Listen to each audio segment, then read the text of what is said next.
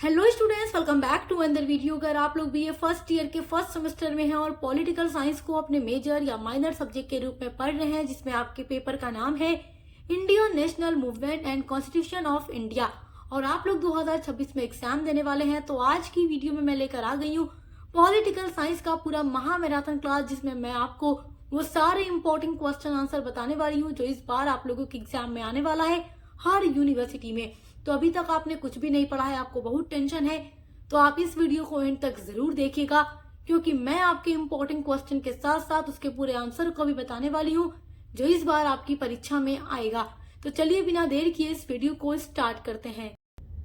तो देखिए, आपका पहला इंपॉर्टेंट क्वेश्चन है भारत शासन अधिनियम 1919। This is very important question, ये आपसे जरूर पूछेगा, ये कई सालों से एग्जाम में लगातार पूछ रहा है, और आज के महामैराथन क्लास में मैं आपको केवल वही क्वेश्चन आंसर बता रही हूँ जो 100% गारंटी है कि आपके एग्जाम में आने वाला है।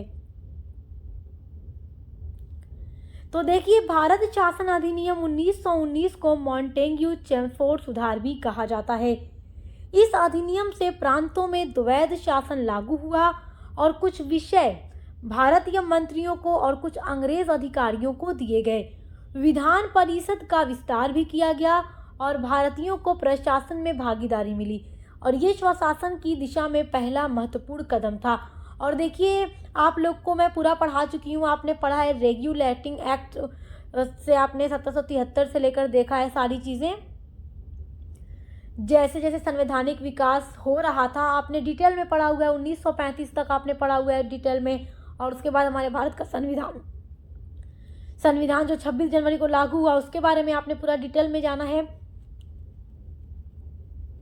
आपके सिलेबस में जो टोटल 8 यूनिट्स दी गई हैं मैं उनको डिटेल में वैसे भी पढ़ा चुकी हूँ, तो आप देख लीजिएगा। आज ये वीडियो आपके लिए बहुत इंपॉर्टेंट होगी। चलिए, अगला इंपॉर्टेंट क्वेश्चन है 1857 की स्वतंत्रता संग्राम, जिसको 1857 की क्रांति या फिर 1857 का विद्रोह भी कहा जाता है, और इसको प्रथम स्वतंत्रता संग्राम भी कहा जाता है। आप लोग जानते ही हैं कि जो 1857 की क्रांति हुई थी उसके कई सारे कारण थे, लेकिन तात्कालिक कारण क्या था? सैनिक विद्रोह। सैनिक विद्रोह के बारे में मैंने आपको पढ़ाया है, सारी वीडियो डिटेल में मैंने आपके लिए अपलोड की है पॉलिटिकल साइंस की, आप सब कुछ जानते हैं बहुत अच्छे से। देखिए, यहाँ पर एक एक यूनिट्स को अगर डिटेल में समझाने लगूँ तो वीडियो काफ़ी लंबा हो जाएगा, और आज की वीडियो में मैं आपको केवल इंपॉर्टेंट क्वेश्चन आंसर बता रही हूँ। तो हम फटाफट से क्वेश्चंस के साथ आंसर को देखकर आगे बढ़ेंगे। आप अपनी टोटल 8 यूनिट्स को ज़रूर पढ़िएगा ताकि हर एक टॉपिक को आप अच्छे से समझ सकें और एग्जाम में अपना आंसर लिख सकें। चलिए, 1857 का स्वतंत्रता संग्राम भारत का पहला व्यापक जन आंदोलन माना जाता है। इसकी शुरुआत 10 मई 1857 को मेरठ से हुई, जब भारतीय सैनिकों ने अंग्रेजों के अत्याचारों के विरुद्ध विद्रोह किया। इसका मुख्य कारण क्या था? अंग्रेजी शासन की शोषणकारी नीतियां, धार्मिक हस्तक्षेप और सैनिक के साथ भेदभाव। देखो, जो अंग्रेज सैनिक हुआ करते थे उनको अधिक वेतन भी मिलता था, उनको अनेक अच्छी सुविधाएं भी ब्रिटिश सरकार प्रोवाइड करती थी, और जो भारतीय सैनिक होते थे उनको वेतन भी कम मिलता था और उनको अच्छी सुविधा भी नहीं दी जाती थी। तो इस तरीके से सैनिकों में भेदभाव उत्पन्न हो रहा था। और धार्मिक हस्तक्षेप का मतलब आप जानते ही हो। देखो, ब्रिटिश सरकार नई कारतूस वाली राइफल लेकर आती है जिसमें काऊ एंड पियर की चर्बी का प्रयोग किया गया था। अब देखो, जितने भी सैनिक भारतीय थे, चाहे वो हिंदू थे या मुसलमान थे, उन्होंने इस प्रकार की कारतूस का उपयोग करने से मना कर दिया, क्योंकि उन्होंने कह दिया कि हमारे धर्म का नाश हो रहा है, हम इसका प्रयोग नहीं करेंगे। हिंदू ने भी मना कर दिया, मुसलमानों ने भी मना कर दिया, दोनों ने मना कर दिया। तो यहीं से क्या होता है, ये सैनिक कारण बन जाता है 1857 की स्वतंत्रता संग्राम का, और इसके बारे में मैंने आपको डिटेल में पढ़ाया हुआ है। आप मंगल पांडे के बारे में भी जानते हैं, जिन्होंने ब्रिटिश अधिकारियों पर गोली भी चलाई थी जब उन्हें पता चल गया था कि इसमें काऊ एंड पिग की चर्बी का प्रयोग किया गया है।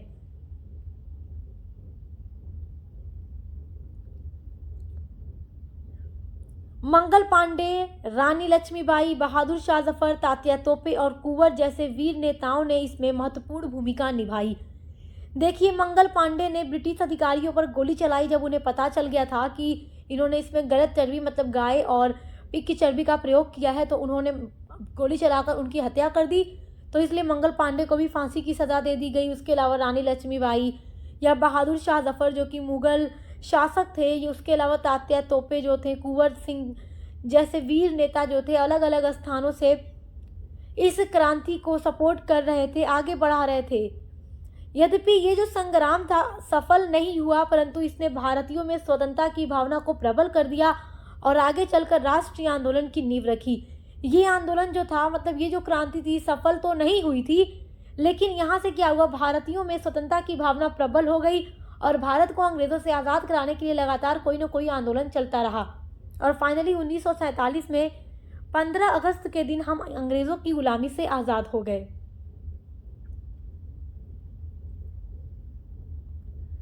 आपका अगला इंपॉर्टेंट क्वेश्चन है, देखिए ये क्वेश्चन भी कई बार पेपर में पूछा जा चुका है। क्वेश्चन है, भारतीय राष्ट्रीय कांग्रेस की स्थापना के बारे में लिखिए।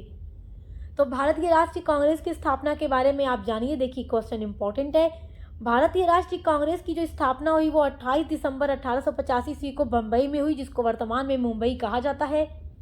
इसकी स्थापना का मुख्य उद्देश्य क्या था, भारतीयों को एक मंच पर लाकर उनकी समस्याओं पर विचार करना और उन्हें अंग्रेजी शासन के समक्ष प्रस्तुत करना, क्योंकि अंग्रेज यहाँ पर शासन कर रहे थे और अंग्रेज़ों के खिलाफ भारतीयों को एक मंच पर लाना और उनकी समस्याओं को समझना, विचार करना, इसके लिए 1885 में भारतीय राष्ट्रीय कांग्रेस की स्थापना की गई। इस संस्था की स्थापना में A.O. ह्यूम नामक एक सेवानिवृत्त अंग्रेज अधिकारी की महत्वपूर्ण भूमिका रही।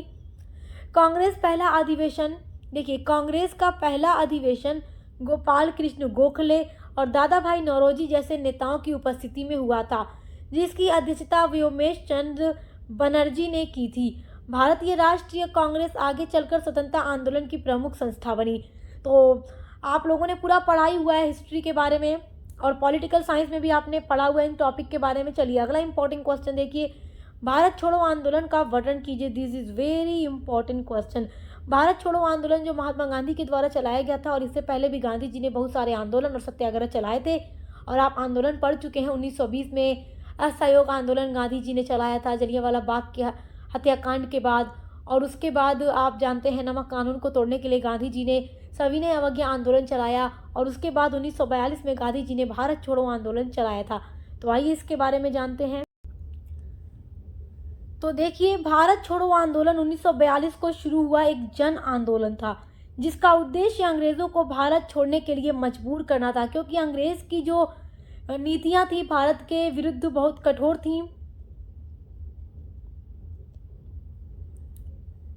तो देखिए, भारत छोड़ो आंदोलन 1942 में शुरू हुआ एक जन आंदोलन था, जिसका उद्देश्य अंग्रेजों को भारत छोड़ने के लिए मजबूर करना था, क्योंकि अंग्रेज लगातार कठोर नीतियां बना रहे थे और भारत के लोग जिससे अब असंतुष्ट हो चुके थे और पूरी तरीके से आज़ादी चाहते थे। ये आंदोलन 8 अगस्त 1942 को मुंबई में भारतीय राष्ट्रीय कांग्रेस के द्वारा शुरू किया गया और महात्मा गांधी ने करो या मरो का नारा दिया। गांधी जी ने कह दिया, अब करो वरना मरोगे। देखो, ये बात हम जानते हैं कि गांधी जी अहिंसा के आधार पर सभी काम किया करते थे। गांधी जी हिंसा नहीं चाहते थे और जब भी ये कोई आंदोलन चलाते थे और हिंसा हो जाती थी तो गांधी जी उस आंदोलन को ख़त्म कर देते थे, वापस ले लेते थे, क्योंकि उन्होंने हमेशा अहिंसा के आधार पर ही अपने सभी आंदोलन चलाए थे।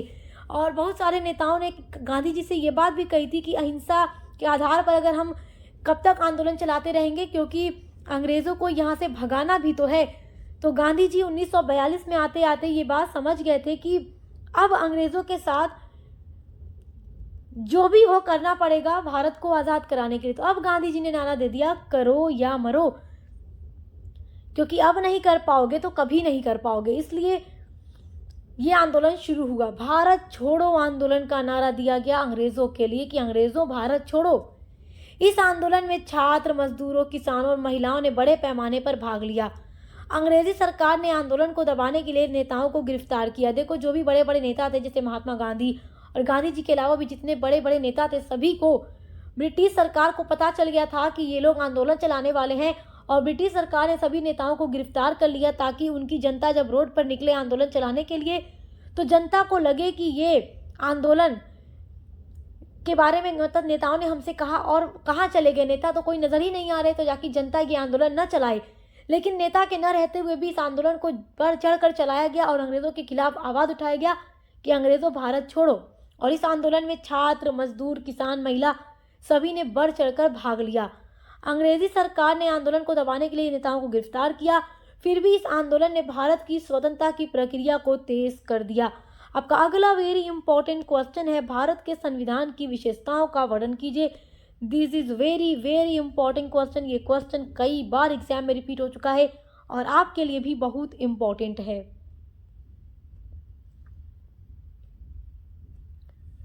भारत के संविधान की विशेषताएं प्रमुख हैं। देखिए, भारत के संविधान की प्रमुख विशेषताएं इस प्रकार हैं। पहली विशेषता है लिखित संविधान। भारत का संविधान एक लिखित संविधान है जो विश्व का सबसे बड़ा लिखित संविधान है। दूसरी विशेषता है संप्रभु, समाजवादी, पंथ निरपेक्ष और लोकतांत्रिक गणराज्य। प्रस्तावना में भारत के स्वरूप का भी वर्णन है। चलिए अगला देखते हैं।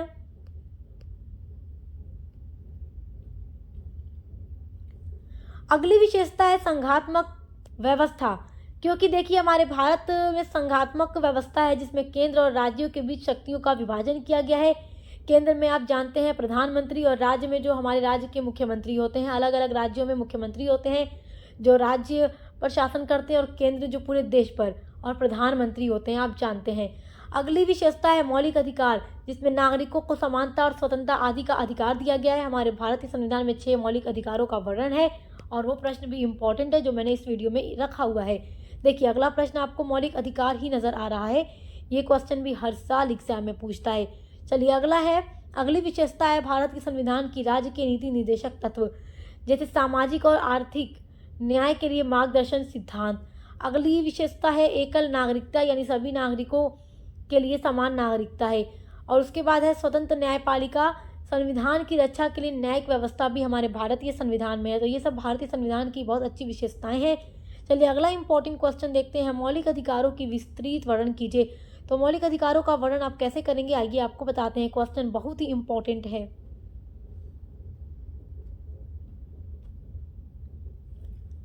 देखिए आप अपना उत्तर लिखेंगे, पहले आप हेडिंग डाल दीजिएगा मौलिक अधिकार, उसके बाद लिखिएगा भारतीय संविधान के भाग 3 में दिए गए मौलिक अधिकार नागरिकों को अन्याय, शोषण और भेदभाव से बचाते हैं।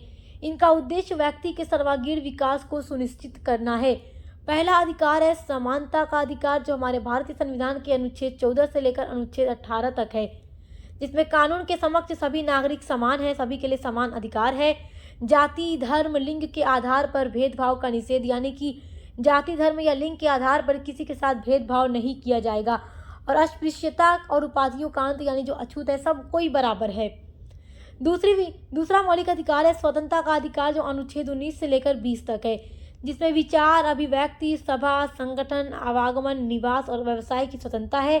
जीवन और व्यक्तिगत स्वतंत्रता की सुरक्षा, यानी कि देखो सभी को स्वतंत्रता का अधिकार दिया गया है, यानी कि वो अपना जो भी चाहे व्यवसाय कर सकते हैं, उनको उस प्रकार की छूट है। देखो व्यवसाय वही करना है जो सरकार, देखो व्यवसाय तो कोई भी इंसान कोई भी व्यवसाय कर सकता है, लेकिन कुछ ऐसे काम हैं जो सरकार के द्वारा प्रतिबंध लगाए गए हैं, उन कार्यों को अगर कोई करता है तो दंड मिलेगा। लेकिन जो काम करने की पूरी छूट दी गई है तो व्यक्ति उस व्यवसाय को करके अपना रोजी रोटी कमा सकता है, अपना रुपया पैसे कमा सकता है। उसके साथ साथ व्यक्तिगत स्वतंत्रता की सुरक्षा है, जैसे एक राज्य से दूसरे राज्य में घूमने फिरने की स्वतंत्रता है हर भारतीय नागरिक को। जैसे अगर हम उत्तर प्रदेश में रहते हैं तो हम किसी भी राज्य में चाहे भारत के तो जाकर घूम फिर सकते हैं। इसकी भी स्वतंत्रता भारतीय संविधान अपने नागरिकों को देता है।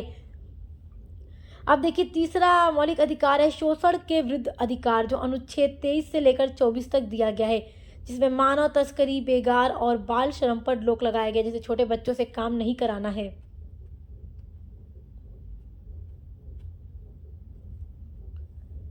पांचवा अधिकार है धर्म की स्वतंत्रता का अधिकार, जो अनुच्छेद 25 से 28 तक दिया गया है, भारतीय संविधान के अनुच्छेद 25 से 28 तक। जैसे कि सभी को अपने धर्म को मानने का अधिकार दिया गया है, क्योंकि भारत में सभी धर्म के लोग रहते हैं, हिंदू, मुस्लिम, सिख, ईसाई सभी धर्म के लोग रहते हैं।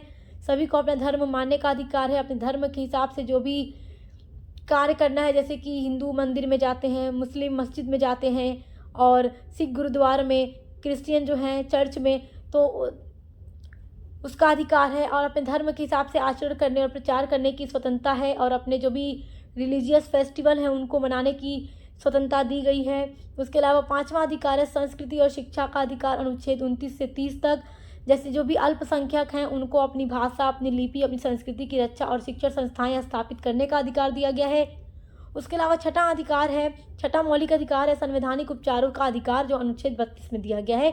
अधिकार का जो भी उल्लंघन करेगा, अधिकारों के उल्लंघन पर न्यायालय जाने का भी अधिकार। तो निष्कर्ष आप लिख सकते हैं एग्जाम में कि ये अधिकार जो है लोकतंत्र को मजबूत बनाते हैं और नागरिकों की गरिमा की रक्षा करते हैं। चलिए आगे बढ़ते हैं। अगला क्वेश्चन है मौलिक कर्तव्य का वर्णन कीजिए। तो आइए देखते हैं मौलिक कर्तव्य क्या है, क्योंकि क्वेश्चन आपका इंपॉर्टेंट है।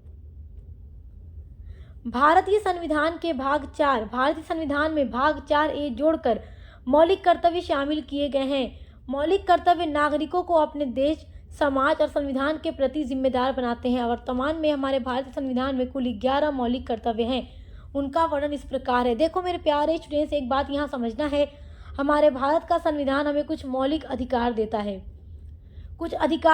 हमें अपना सर्वांगीण विकास करने के लिए कुछ अधिकार देता है, लेकिन उस अधिकार के बदले हमारा भी कुछ कर्तव्य है कि हम अपने राष्ट्र को दें, अपने भारत को दें। इसलिए हमारे भारतीय संविधान में मौलिक कर्तव्य भी शामिल किए गए हैं, जिसमें पहला मौलिक कर्तव्य है हर भारतीय नागरिक का कर्तव्य है, चाहे वो किसी धर्म जाति का हो, संविधान, उसके आदर्श और उसकी संस्थाओं का सम्मान करना। यानी हमें अपने भारतीय संविधान का, उसके आदर्श का और उसकी संस्थाओं का सम्मान करना है। दूसरा कर्तव्य हमारा है स्वतंत्रता संग्राम के आदर्शों का पालन करना है। तीसरा कर्तव्य भारत की संप्रभुता, एकता और अखंडता की रक्षा करना है। चौथा कर्तव्य है देश की रक्षा करना है और आवश्यकता पड़ने पर राष्ट्रीय सेवा भी देना है अपने राष्ट्र को। पांचवा कर्तव्य है सभी लोगों में सद्भाव और भाईचारा को बढ़ाना है।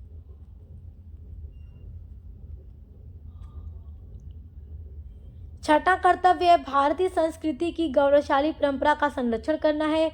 सातवां कर्तव्य है प्राकृतिक पर्यावरण की भी रक्षा करना है। आठवां कर्तव्य है वैज्ञानिक दृष्टिकोण, मानववाद और सुधार की भावना को भी विकसित करना है। उसके बाद देखिए नौवां मौलिक कर्तव्य है सार्वजनिक संपत्ति की रक्षा करना है। यानी हमारे देश में जो भी सार्वजनिक संपत्ति है उसकी रक्षा करना भी हमारा कर्तव्य है, तो हमें उसकी भी रक्षा करना है। 11वां मौलिक कर्तव्य है कि व्यक्तिगत और सामूहिक कार्यों में उत्कृष्टता की ओर बढ़ना। और 11वां है माता पिता या जो अभिभावक हैं उनके द्वारा 6 से 14 वर्ष के बच्चों को शिक्षा दिलाना। तो ये 11 मौलिक कर्तव्य हैं। देखिए आपका अगला इंपॉर्टेंट क्वेश्चन 1935 के भारत शासन अधिनियम की विशेषता लिखिए। ये क्वेश्चन भी आपका बहुत ही इम्पोर्टेंट है।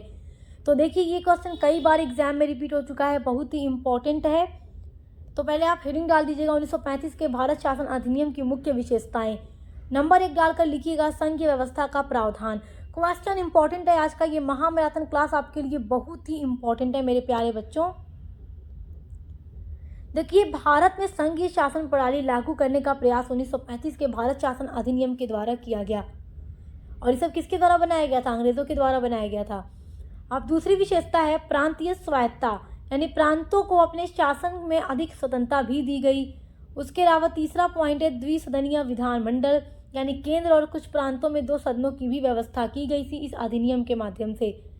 अगली विशेषता है 1935 के भारत शासन अधिनियम की शक्तियों का विभाजन, यानी केंद्र, प्रांत और समवर्ती सूची का भी निर्धारण किया गया।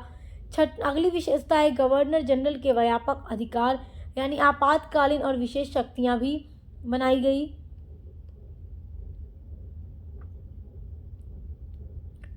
और अगला है संघीय न्यायालय की भी स्थापना की गई, यानी न्यायिक व्यवस्था को भी मजबूत किया गया। तो ये क्वेश्चन इंपॉर्टेंट है, तैयार रखिएगा।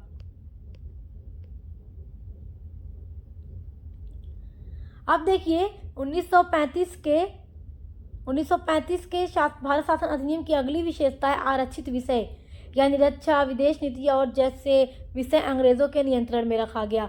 यह अधिनियम भारतीय संविधान का एक महत्वपूर्ण आधार बना। चलिए अगला इंपॉर्टेंट क्वेश्चन आपका देखते हैं। आपका अगला क्वेश्चन है स्वदेशी आंदोलन का महत्व बताइए। ये क्वेश्चन आपके लिए बहुत ही इंपॉर्टेंट है। स्वदेशी आंदोलन के बारे में आप जानते हैं, जब 1905 में बंगाल का विभाजन हुआ तो उसके विरोध में ये आंदोलन शुरू किया गया था, स्वदेशी मूवमेंट या स्वदेशी आंदोलन। स्वदेशी आंदोलन भारतीय स्वतंत्रता संग्राम का एक महत्वपूर्ण चरण था, जिसकी शुरुआत 1905 में बंगाल विभाजन के विरोध में हुई थी। लॉर्ड कर्जन ने 1905 में बंगाल का विभाजन ये कहकर कर दिया कि बहुत बड़ा प्रांत है तो प्रशासन संभालने में मुश्किल होता है, इसलिए इसको दो भागों में बांट दिया गया, पश्चिम बंगाल और पूर्वी बंगाल, जिससे क्या होगा कि प्रशासन संभालना आसान हो जाएगा। जबकि अंग्रेज़ों का मकसद कुछ और था। अंग्रेज़ों का मकसद हिंदू और मुसलमान की एकता में फूट डालना था, जिसके लिए उन्होंने 1905 में बंगाल का विभाजन कर दिया था। इस आंदोलन का मुख्य उद्देश्य विदेशी वस्तुओं का बहिष्कार करके स्वदेशी वस्तुओं को अपनाना था। इस आंदोलन में ये नारा दिया गया कि विदेशी वस्तुओं का बहिष्कार करो और अपने देश में बनी वस्तुओं यानी स्वदेशी वस्तुओं को ज़्यादा से ज़्यादा इस्तेमाल करो।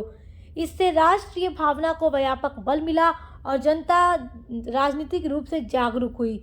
स्वदेशी आंदोलन ने भारतीय उद्योग धंधे, कुटीर उद्योग और हस्तशिल्प को प्रोत्साहन दिया, क्योंकि जब अपने देश में बनी वस्तुओं को प्रोत्साहित किया गया कि अपने देश में बनी वस्तुओं का इस्तेमाल करो, तो इसके लिए व्यवसाय, उद्योग धंधे स्थापित किए गए ताकि भारत का विकास हो, ना कि विदेशी वस्तुओं का इस्तेमाल किया जाए।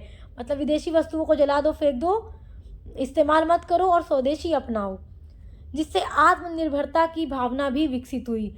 छात्र, महिलाओं और किसानों ने सक्रिय भागीदारी से आंदोलन जन आंदोलन बना। इस आंदोलन में छात्र, महिलाएं, किसान सब कोई शामिल था। इस आंदोलन ने राष्ट्रीय शिक्षा, स्वदेशी संस्थाओं और प्रेस को बढ़ावा दिया। आगे चलकर यही आंदोलन असहयोग और भारत छोड़ो जैसे आंदोलनों की प्रेरणा बनी। इसीलिए स्वतंत्रता संग्राम में ये विशेष महत्व है। 1920 में आप देखते हैं असहयोग आंदोलन गांधी जी के नेतृत्व में हुआ। उसके बाद भारत छोड़ो आंदोलन 1942 में गांधी जी के नेतृत्व में हुआ। तो ये सब बहुत बड़ा आंदोलन है और इसको प्रेरणा स्वदेशी मूवमेंट से ही मिलती है, जो 1905 में बंगाल विभाजन के बाद शुरू हुआ था। तो ये क्वेश्चन बहुत इंपॉर्टेंट है, तैयार रखिएगा। आपका अगला वेरी इंपॉर्टेंट क्वेश्चन है, लोकसभा के कार्यों का वर्णन कीजिए। ये क्वेश्चन भी हर साल एग्जाम में रिपीट होता है, बहुत ही इंपॉर्टेंट क्वेश्चन है। लोकसभा भारत की संसद का निचला सदन है और देश की लोकतांत्रिक व्यवस्था में इसकी महत्वपूर्ण भूमिका है। इसके प्रमुख कार्य इस प्रकार हैं। पहला कार्य है कानून का निर्माण करना। लोकसभा विधेयकों पर चर्चा कर उन्हें पारित करती है और धन विधेयक केवल लोकसभा में ही प्रस्तुत होते हैं। इसका दूसरा कार्य है कार्यपालिका पर नियंत्रण, यानी प्रश्नकाल, शून्यकाल, अविश्वास प्रस्ताव के माध्यम से सरकार पर नियंत्रण रखती है। तीसरा इसका कार्य वित्तीय कार्य, यानी कि बजट को पारित करना, कर लगाना और सरकारी खर्चों को स्वीकृति देना। अगला इसका कार्य प्रतिनिधित्व, यह जनता का प्रतिनिधि सदन है और जन समस्याएं इसमें ही उठाई जाती हैं। देखिए ये सब कुछ मैं आपको पढ़ा चुकी हूँ। लोकसभा, राज्यसभा के बारे में सब कुछ आप पढ़ चुके हैं, क्योंकि आपके सिलेबस में सारी चीज़ें रखी गई हैं और सब आपको हम पढ़ा चुके हैं। डिटेल में यूनिट्स की वीडियो अपलोड है, आप 8 यूनिट ज़रूर देखिएगा। प्लेलिस्ट की जो लिंक है मैं आपको इसी वीडियो के डिस्क्रिप्शन बॉक्स में दे दूँगी, तो डिस्क्रिप्शन बॉक्स में आपको लिंक मिल जाएगी। देखो, लोकसभा का अगला कार्य संवैधानिक कार्य, यानी कि राष्ट्रपति के चुनाव में भाग लेना और संविधान संशोधन में भूमिका निभाना। आपका अगला वेरी इंपॉर्टेंट क्वेश्चन है, भारतीय संविधान में आपातकालीन प्रावधानों का वर्णन कीजिए। ये क्वेश्चन भी हर साल रिपीट होता है, बहुत ही इंपॉर्टेंट है। तो देखिए, भारतीय संविधान के भाग 18 में आपातकालीन प्रावधान दिए गए हैं। अब वो आपातकालीन प्रावधान क्या है, देखिए। इनका उद्देश्य संकट के समय देश की सुरक्षा और शासन व्यवस्था को बनाए रखना है। भारत में 3 प्रकार के आपातकालीन प्रावधान हैं। पहला देखिए, पहला प्रावधान है राष्ट्रीय आपातकाल, अनुच्छेद 352 में दिया गया है। तो देखिए, जो राष्ट्रीय आपातकाल है, जो अनुच्छेद 352 में दिया गया है, इसका प्रावधान है युद्ध, बाहरी आक्रमण या सशस्त्र विद्रोह की स्थिति में राष्ट्रीय आपातकाल लगाया जाता है। दूसरा आपातकाल है राज्य आपातकाल या राष्ट्रपति शासन, जो अनुच्छेद 356 में दिया गया है। जब किसी राज्य में संवैधानिक तंत्र विफल हो जाता है, उस टाइम उस राज्य में राष्ट्रपति शासन लगाया जाता है। तीसरा है वित्तीय आपातकाल, यानी कि अनुच्छेद 360 में दिया गया है। देश की वित्तीय स्थिरता या साख को खतरा होने पर यह आपातकाल लगाया जाता है। चलिए, आपका अगला वेरी इंपॉर्टेंट क्वेश्चन है, संघ और राज्यों के बीच विधायी तथा प्रशासनिक संबंधों का वर्णन कीजिए। ये क्वेश्चन भी कई बार पेपर में पूछ चुका है, वेरी वेरी इंपॉर्टेंट है। आप तो सबसे पहले हेडिंग डाल दीजिएगा, संघ और राज्यों के बीच विधायी तथा प्रशासनिक संबंध।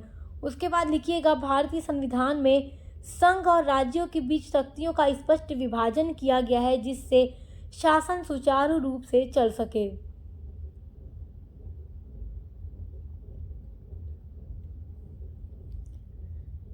पहले नंबर 1 पर लिखेंगे विधायी संबंध।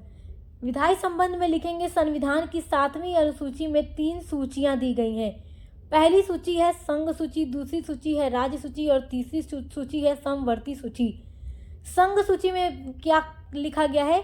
रक्षा, विदेश नीति, रेलवे, मुद्रा आदि पर कानून बनाने का अधिकार केवल केंद्र सरकार को है। अब देखिए राज्य सूची में दिया गया है कि पुलिस, स्वास्थ्य, कृषि, स्थानीय शासन आदि पर राज्यों का अधिकार होगा, कानून बनाने का अधिकार राज्य का होगा। समवर्ती सूची में क्या है कि शिक्षा, वन, विवाह, श्रम जैसे विषयों पर केंद्र या राज्य सरकार दोनों कानून बना सकते हैं, लेकिन अगर दोनों के बीच टकराव हो जाए तो उस स्थिति में केंद्र का जो कानून होगा वही मान्य होगा। दूसरा संबंध है प्रशासनिक संबंध। इसमें सामान्यतः राज्य अपने विषयों का प्रशासन स्वयं करते हैं। अनुच्छेद 356 से 57 के अंतर्गत राज्यों को केंद्र के निर्देशों का पालन करना होता है।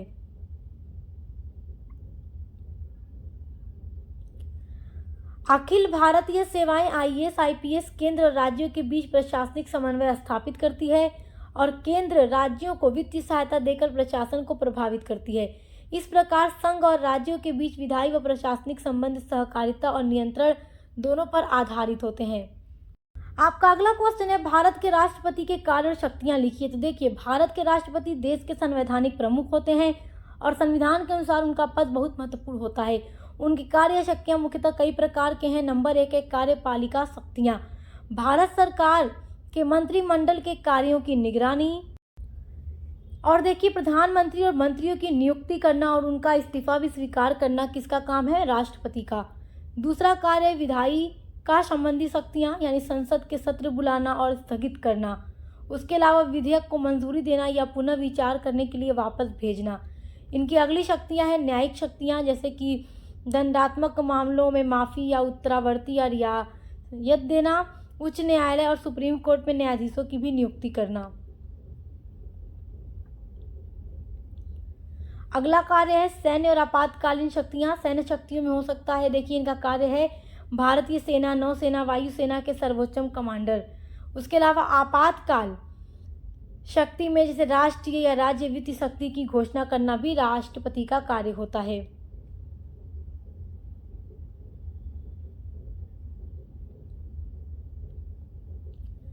आपका अगला इंपॉर्टेंट क्वेश्चन है भारतीय संविधान 26 जनवरी को ही लागू क्यों हुआ?